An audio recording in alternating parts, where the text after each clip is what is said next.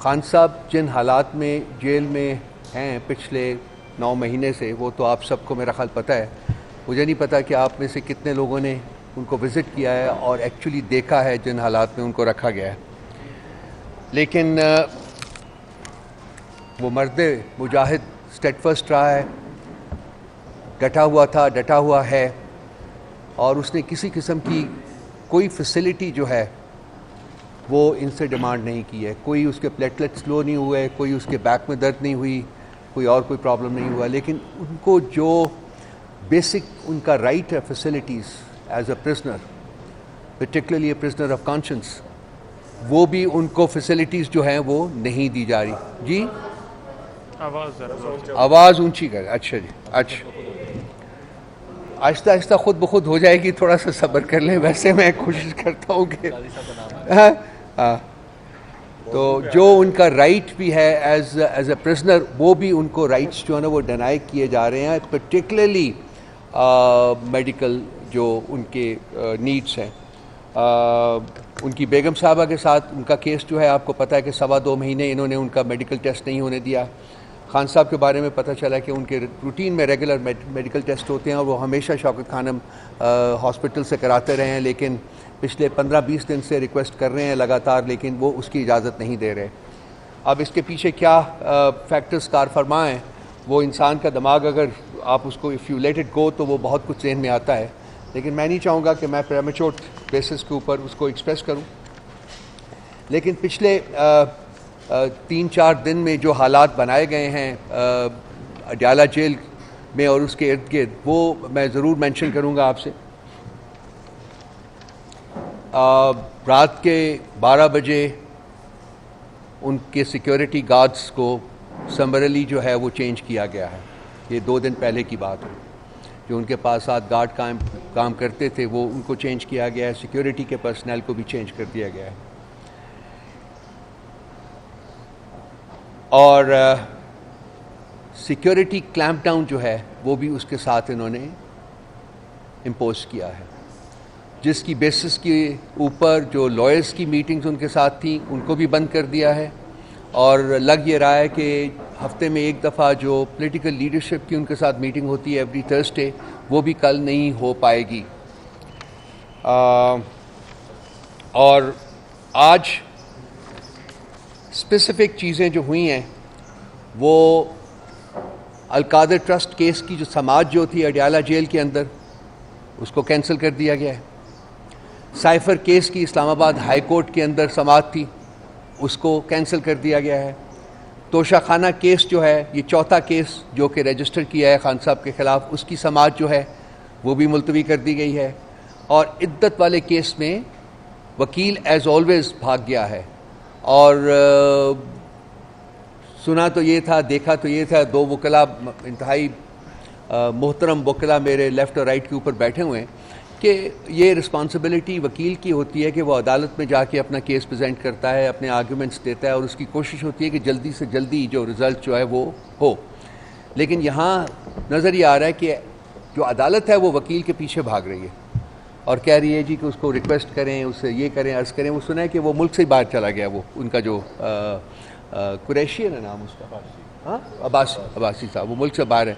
तो अब उनको टाइम दिया गया है कि जी उनसे कांटेक्ट करें और देखें कि क्या वो वीडियो लिंक के ज़रिए ज्वाइन कर सकते हैं कि नहीं ज्वाइन कर सकते, और उसके बाद केस के बारे में फ़ैसला करेंगे। So it is the court chasing the lawyer rather than the lawyer chasing the court.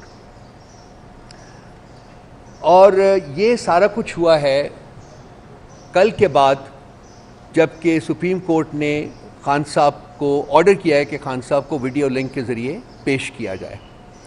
अब ये जो तमाम लोग जो बैठे हुए हैं, जो साहिब इक़्तिदार हैं इस वक्त, जिनकी कमांड से ये मुल्क चल रहा है, तमीज़ के ज़रिए जो प्राइम मिनिस्टर और चीफ मिनिस्टर हैं, ये उस शख्स की शक्ल से खौफ खाते हैं। 9 महीने से उनकी आवाज़ जो है वो ब्रॉडकास्ट नहीं हो सकती, उनकी शक्ल जो है वो नहीं दिखा जा सकती।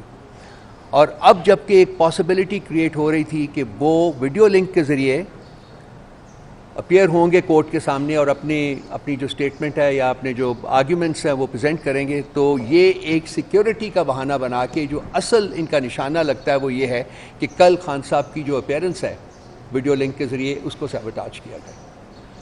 हम इसकी शदीद अल्फाज में मजम्मत करते हैं और इसको एक लार्जर कॉन्टेक्स्ट में भी आपको देखना पड़ेगा। ये जो हुआ है सारा कुछ और जो हो रहा है उसको एक लार्जर कॉन्टेक्स्ट में देखना पड़ेगा। ये मामला जो है वो वैसे तो पुराना चल रहा है, लेकिन जिस दिन से ये इस्लामाबाद हाई कोर्ट के 6 जज साहिबान ने वो लेटर लिखा है उस दिन से ये मामला जो है वो ज़रा वो जो भाई लोग हैं वो ख़ासे शेक हुए हुए, और जिस तरीके से उनके रिस्पॉन्सेज एंड रिएक्शंस आ रहे हैं वो समझ में तो आता है, लेकिन वो उनका कोई लॉजिक और कोई रीज़न नहीं है।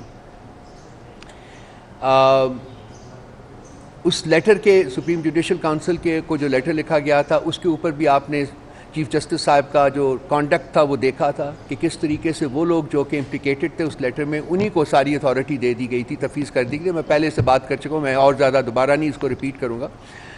इसके अलावा अब बाबर सत्तार साहब का जो लेटर है कि उस IHC के जजेस के लेटर के बाद एक चीज़ बड़ी खुल के सामने आई थी कि तमाम जज साहिबान जो कि सुप्रीम कोर्ट में वो केस सुन रहे थे उनकी कंटेंशन ये थी कि हाँ इंटरफेरेंस हुई है और हो रही है, लेकिन एक जज साहब ऐसे थे जो कि अपने आप को chief justice of the Supreme court भी कहते हैं, जिनकी कंटेंशन ये थी कि जी कोई इंटरफेरेंस नहीं हो रही और जो इंटरफेरेंस को बर्दाश्त नहीं कर सकते उन्हें चाहिए कि वो घर जाके बैठ जाएं। दैट मीन्स कि जी उनकी जो एडमिनिस्ट्रेटिव रिस्पॉन्सिबिलिटीज़ हैं as chief justice of the Supreme Court वो उनसे किनारा कशी कर रहे थे, और वो रिस्पॉन्सिबिलिटी पूरी करने की बजाय अपने जजेस को ये कहते हुए सुने गए, बारहा कहते हुए सुने गए कि भाई आपके पास अगर इतनी हिम्मत नहीं है कि आप बर्दाश्त करें तो फिर आप ऐसा करें कि रिज़ाइन करें और घर जाके बैठ जाएँ।